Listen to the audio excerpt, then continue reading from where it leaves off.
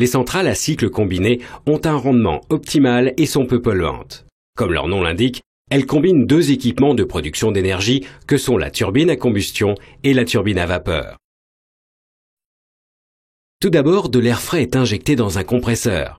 Cet air, ainsi comprimé à haute pression, est alors propulsé dans la chambre de combustion. Dans la chambre de combustion, l'air comprimé est mélangé à un combustible.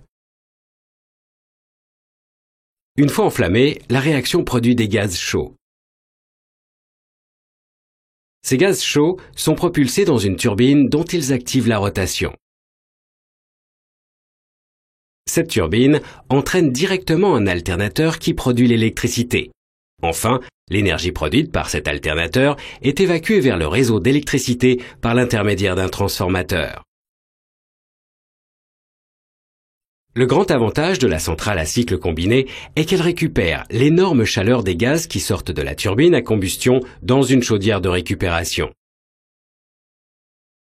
Dans la chaudière, les gaz chauffent des milliers de tubes dans lesquels circule de l'eau.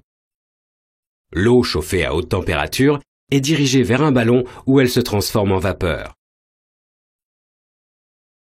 La vapeur est envoyée sous pression vers la turbine, qui est mise en mouvement et transforme l'énergie thermique en énergie mécanique.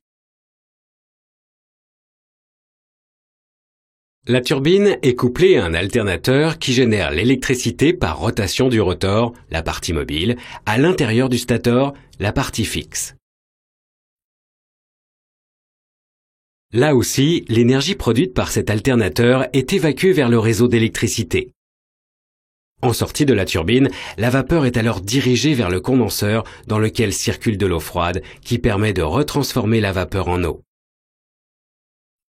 Enfin, cette eau retourne vers la chaudière où elle est de nouveau transformée en vapeur et le cycle recommence.